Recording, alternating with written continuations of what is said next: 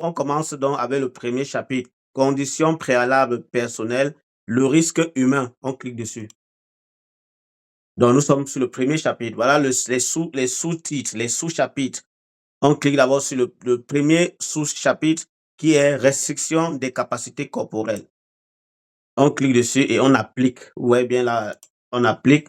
Donc, voilà les questions de ce premier sous-chapitre. C'est 26 questions au total. C'est vert comme ça parce que ce sont les questions qui ont déjà été répondues et trouvées. Donc, c'est pour ça que c'est vert. Donc, ne vous inquiétez pas. Voilà, on y va. On clique dessus. Voilà.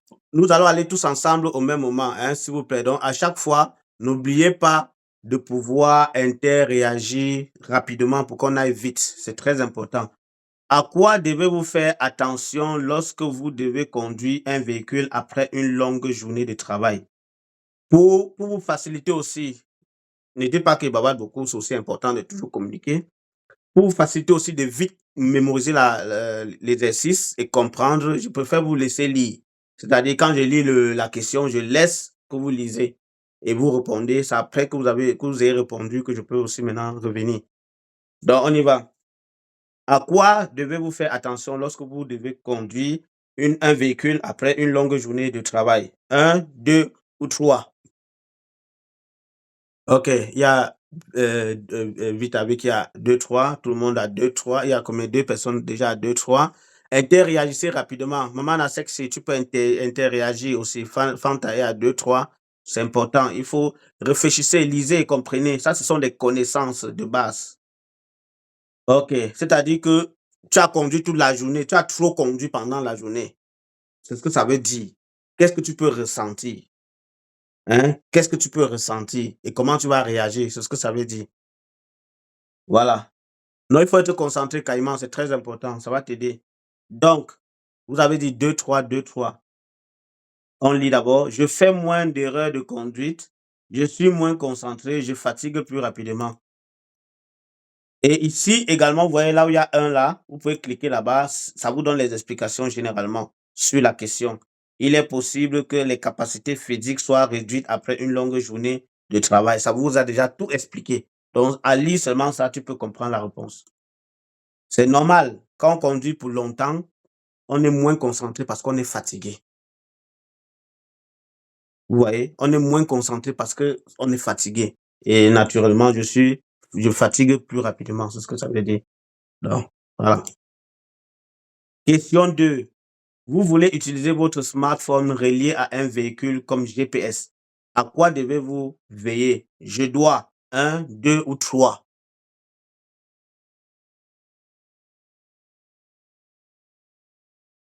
De temps en temps, tapoter et partager, c'est très important, les amis. Faisons que le live évolue, n'est-ce pas? Vite à vie, 1, 2, 3. Bébé Chamin, 1, 2. Allons-y. C'est plus les réponses les plus mentionnées que je sélectionne. Hein. Fanta, 1, 2, 3, ça fait déjà 1, 2, 3, 2 fois.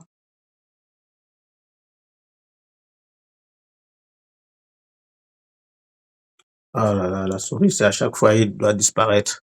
Je pense qu'il va le laisser parce qu'à chaque fois, il fait là, l'écran tourne là. OK, Aïcha est à 1, 2, 3. OK, on y va. Je dois ne pas manipuler l'appareil pendant que je conduis.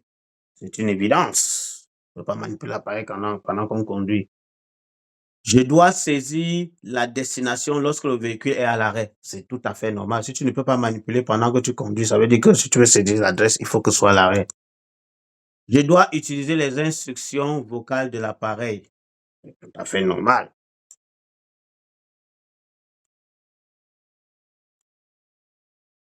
Question 3.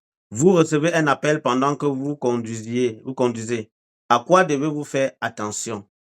J'ai le droit de téléphoner si 1, 2 ou 3.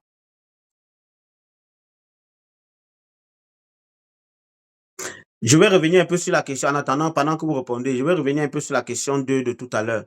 C'est très important de respecter ça parce que vous savez, les policiers, la police, et même pas seulement la police, n'importe quel usager peut te voir en infraction, c'est-à-dire tu es au téléphone pendant que tu conduis, il peut appeler la police. Hein. Il peut appeler la police et il peut te capturer. Et sachez que nous sommes en Europe, il y a beaucoup de caméras dehors. Donc, même si tu dis que tu n'as pas fait, il y a une caméra forcément thermique qui t'a flashé quelque part. Donc, c'est très important. Donc, il faut vraiment respecter les règles de conduite, surtout en Europe. Bon, partout d'ailleurs, pas seulement, surtout en Europe. OK. Je, vous recevez un appel pendant que vous conduisez. À quoi devez-vous faire attention? J'ai le droit de téléphoner si l'utilisation du téléphone nécessite à la rigueur qu'un rapide coup d'œil, qu'un rapide coup d'œil. Je tiens le téléphone, je ne tiens pas le téléphone à la main. Je ne me sers pas du téléphone plus de 7 secondes. Tout le monde a 1, 2, 1, 2, c'est ça? Ou bien je vois combien de personnes ont 1, 2. Allons rapidement, il n'y a qu'une seule personne qui répond. Pourquoi c'est tout bébé charmeur seul qui répond? Vous faites quoi? Donnez les réponses, même si elle est fausse, on est en train d'apprendre. C'est ça le truc, on apprend. On est en train d'apprendre. 1, 2, 1, 2. OK, on y va. 1, 2. OK. C'est normal parce que imagine, tu tiens ton téléphone pendant 7 secondes. 7 secondes, c'est beaucoup. Les risques d'accident, c'est seulement 1 seconde, 2 secondes d'inattention. Et c'est fini. Donc, très important. Quel impact l'écoute d'une musique très forte peut avoir lorsqu'on conduit sa voiture? Quel impact l'écoute d'une musique très forte peut avoir lorsqu'on conduit sa voiture? Question 1, 2 ou 3. Ou réponse 1, 2 ou 3. Désolé. Vitabi à 1,3. Le plan de Dieu à 1,3. La Prêta est à 1,3. Tout le monde est à 1,3. On valide 1,3. Vous voyez que c'est facile. Ça, on interagit rapidement et c'est facile. Partagez le like, tapotez. Partagez à vos amis qui font le permis ou bien qui veulent faire le permis. À quoi se remarque un chauffeur responsable? À quoi se remarque un chauffeur responsable? 1, 2 ou 3. 1, 2 ou 3. Il y a 1,3, 1,3, 1,3. Tout le monde a 1,3. Et il évite de rouler lorsqu'il est fatigué. Il peut s'imposer dans la circulation. Il s'attend à des erreurs de la part des autres usagers de la route. Tout le monde a 1,3, on valide 1,3. Et c'est la bonne réponse. Que faut-il faire si vous ressentez des signes de fatigue au volant? Que faut-il faire si vous ressentez des signes de fatigue au volant? 1, 2 ou 3. On tapote le live, les gars. On tapote, on partage, on tapote. Il y a 1, 2, 1, 2, 1, 2. Il y a une personne qui a 1,3.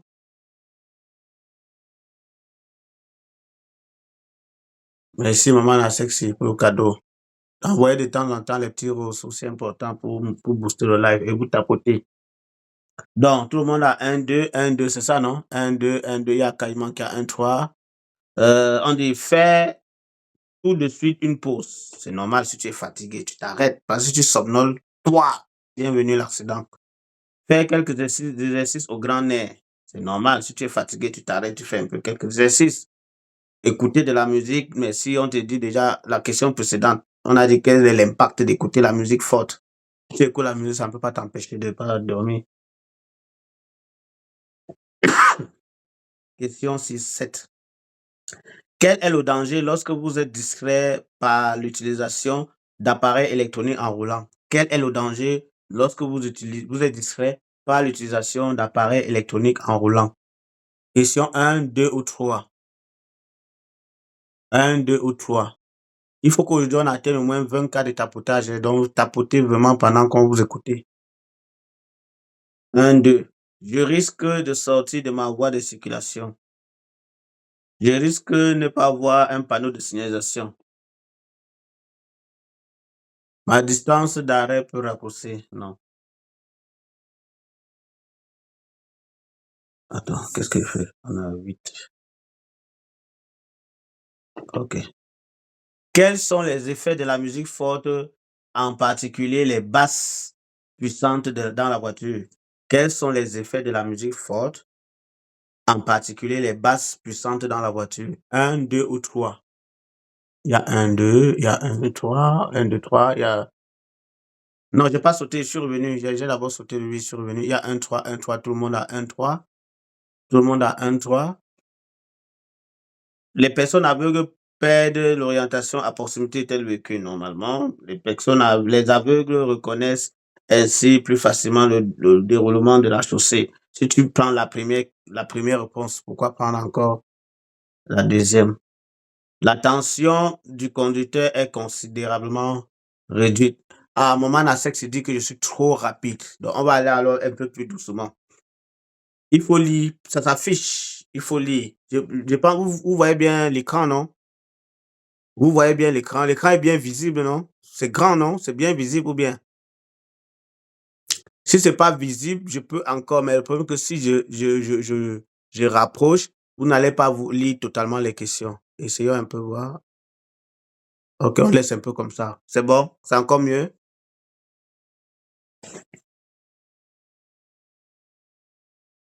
Ok, tout le monde a 1, 3. On valide, c'est normal. Quand devriez-vous renoncer à téléphoner malgré un dispositif main libre? Quand devriez-vous renoncer à téléphoner malgré un dispositif main libre? Quand ne devez-vous pas téléphoner? Ou bien alors, quand est-ce que vous décidez de ne pas téléphoner pendant que vous conduisez, malgré que vous avez mis le haut-parleur dans le téléphone, dans la voiture? C'est ce que ça veut dire. Lors des discussions, en cas de conditions de circulation compliquées, si cela me distrait. Ouais, tout le monde a 1, 2, 3, naturellement, c'est normal. Si tu es distrait, ça ne sert à rien. Si le téléphone va te distraire, peut-être tu es en train de conduire, il y a un petit, un petit japap sur TikTok. Mais toi, tu sens que le téléphone va te distraire, même si tu as mis le haut-parleur, tu arrêtes. Hein? Si la circulation est un peu compliquée, si tu vois le téléphone va peut-être te chauffer la tête, tu arrêtes. S'il y a les disputes dans la voiture, ou bien tu es au téléphone, la famille au pays en train de te demander, hey, je t'ai demandé l'argent depuis, tu ne veux pas me donner. Ben, ta tête commence à chauffer, tu vois que ça va lever, tu peux déraper. Donc, mieux tu laisses, tu arrêtes, tu éteins le téléphone. Donc, c'est très important. Votre passager veut bavarder avec vous pendant le trajet. Quel doit être votre comportement? Votre passager veut bavarder avec vous pendant le trajet. Quel doit être votre comportement?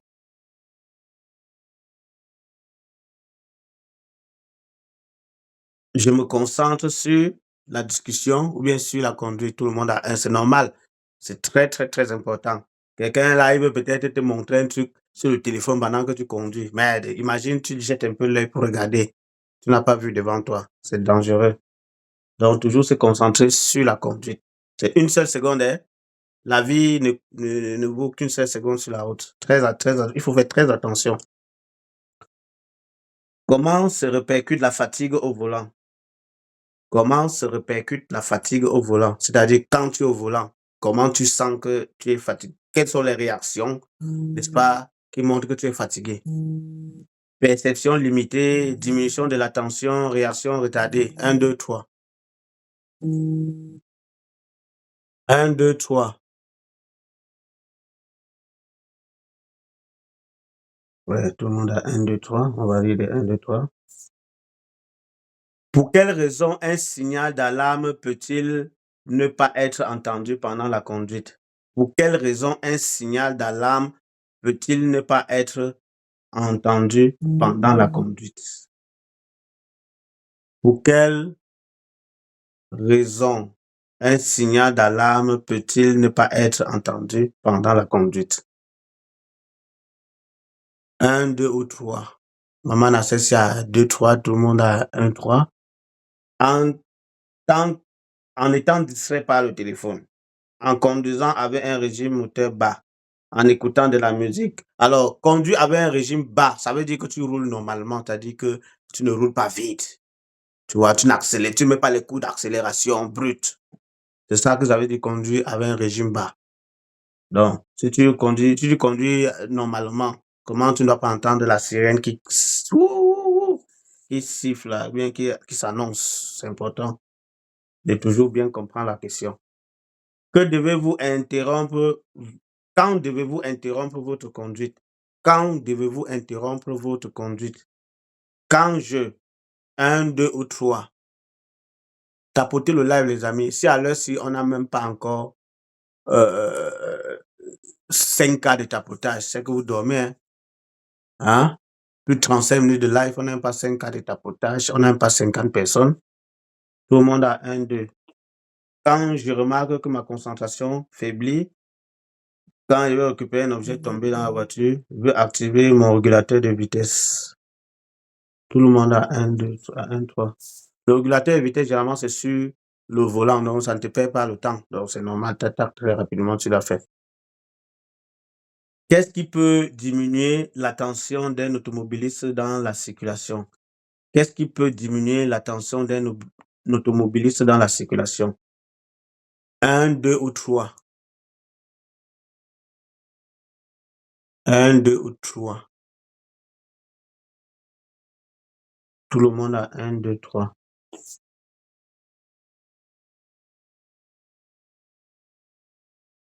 Qu'est-ce qui peut provoquer une diminution de l'aptitude à conduire d'un automobiliste? Qu'est-ce qui peut provoquer une diminution de l'aptitude à conduire d'un automobiliste? 1, 2 ou 3. Une petite parenthèse, le live est enregistré et ce sera posté sur ma chaîne YouTube. Donc, à tout moment, vous pouvez aller revoir les chapitres au fur et à mesure sur YouTube. Donc, si vous avez raté quelque chose, ça va vous aider. Tout le monde a 1, 2, 3.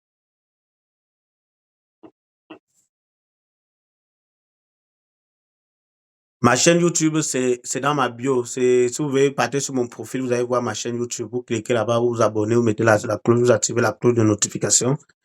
Tous les jours après le live, je vais publier la vidéo là-bas. Donc, vous pouvez toujours aller revoir les leçons là-bas. Vous voyez un peu, non? Oui. Donc, vous partez dans ma bio, vous allez voir ma chaîne YouTube. Pardon, mettez aussi, vite à vite, mettez le PayPal. C'est toi-même qui as proposé hier comme une cagnotte pour qu'on puisse prolonger l'application parce que bientôt, ça va s'arrêter dans 2 semaines. Donc, il faut mettre le PayPal là-bas pour ceux qui aimeraient contribuer pour que je puisse réactiver l'application pour que ça ne s'arrête pas. On puisse continuer les cours. Vous pouvez mettre votre petite contribution là-bas. Quels sont les signes avant-coureurs de fatigue au volant? Quels sont les signes avant-coureurs de fatigue au volant? Les signes avant-coureurs, c'est un peu pour dire quels sont les signes qui démontrent que vous êtes fatigué au volant. Quels sont les signes? Avant-coureur, c'est juste un terme. Bon. Quels sont les signes qui montrent que vous êtes fatigué? Il faut épingler. Je ne sais pas si on peut épingler. OK. Donc voilà ça. Quelles sont les réponses? 1, 2, tout le monde a 1, 2. Fleur a mis 1, 2, 3. Paupières lourdes. Bâillement répété. Temps de réaction réduit. Non.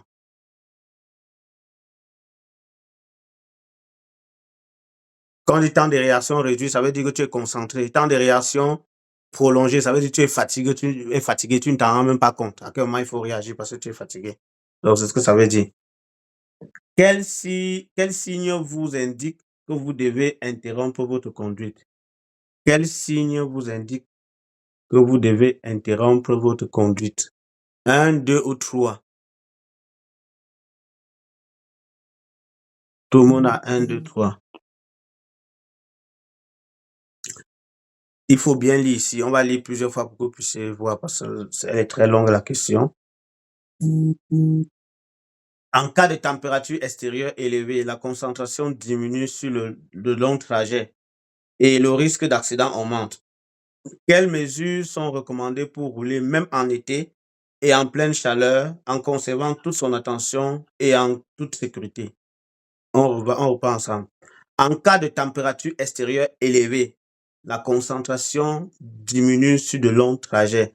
Je vais expliquer ça. Bon, c'est facile à comprendre, on n'a pas besoin d'expliquer. C'est-à-dire que quand on a 20 degrés, 22, 23 degrés, 24, 25 degrés, c'est température élevée. Tu es fatigué parce que tu as conduit, il y a la chaleur et tout, tu es fatigué. Lorsque tu conduis, par exemple, peut-être de, de Mannheim pour Berlin, par exemple, c'est très loin. Donc, tu es fatigué. Maintenant, les risques d'accident augmentent puisque plus tu es fatigué, plus les risques d'accident augmentent. Quelles mesures sont recommandées pour rouler même en été et en pleine chaleur, en conservant toute son attention et en toute sécurité?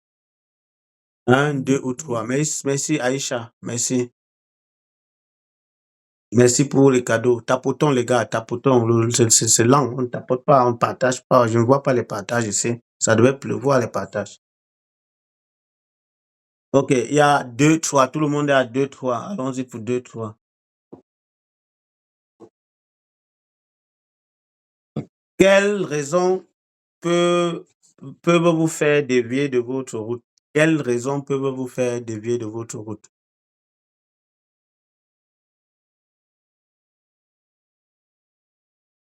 Tout le monde a un, deux, trois, c'est ça, non? Ouais, tout le monde a un, deux, trois. Ouais, désolé, je suis vraiment pas un point.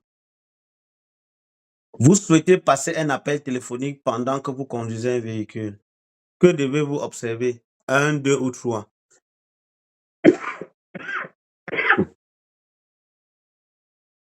Vous souhaitez passer un appel téléphonique pendant que vous conduisez. Que devez-vous observer?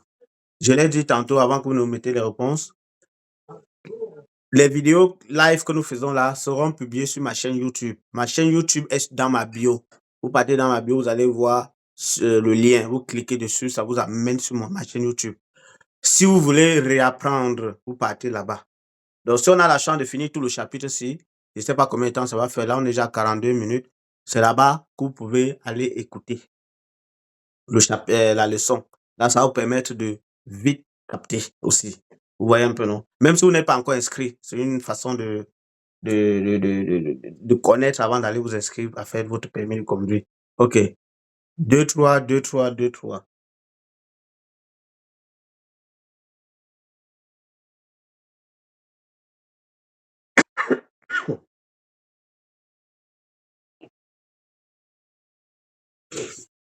On peut un peu dans la circulation routière, il faut toujours être concentré et avoir les yeux sur la route. Tout le monde a 2, 3. On valide le 2, 3. Validons alors.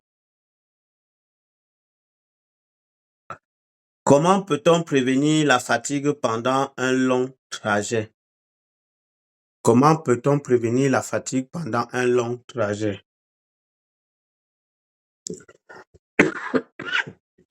Compliqué là.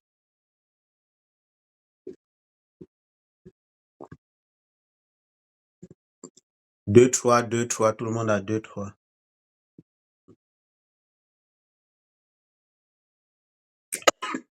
Putain. Compliqué, hein? Avec début du grippe là. Vous voulez téléphoner pendant le trajet. Comment devez-vous réagir?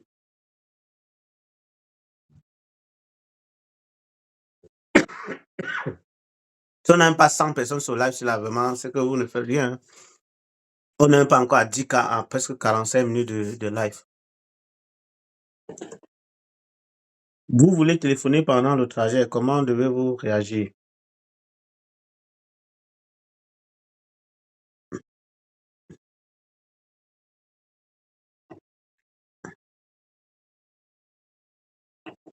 Tout le monde a un 3, c'est ça, non? On valide. Quels sont les symptômes physiques qui vous interdisent de conduire un véhicule? Quels sont les symptômes physiques qui vous interdisent de conduire un véhicule? C'est bon pour tout le monde? OK. Pour ceux qui viennent d'arriver, ça c'est la première, le premier chapitre, premier sous-chapitre. Donc, on est vraiment encore au début de l'apprentissage. Donc, si vous restez tous les jours, ça va beaucoup vous aider. On est vraiment au début. Donc, ça c'est la première leçon, le premier sous-chapitre. du programme d'apprentissage. On a repris aujourd'hui à 0. Donc, voilà. Quelles conséquences peut avoir le fait d'ignorer les signes de fatigue?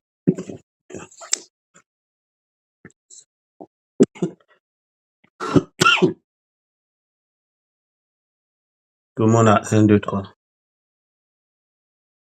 Quels comportements dangereux peuvent détourner votre attention au volant? Quels comportements dangereux peuvent détourner votre attention au volant? 1, 2, 3.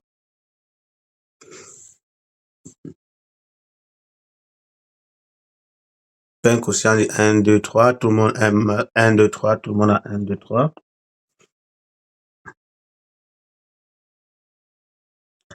Qu'est-ce qui distrait fortement pendant la conduite? Qu'est-ce qui distrait fortement pendant la conduite? Là, moi, j'aimerais que, à la fin de ce programme, que tu me dises que tu as réussi ta théorie, parce que tu es ici aussi depuis. Là, il faut vraiment te concentrer. Il faut beaucoup te concentrer.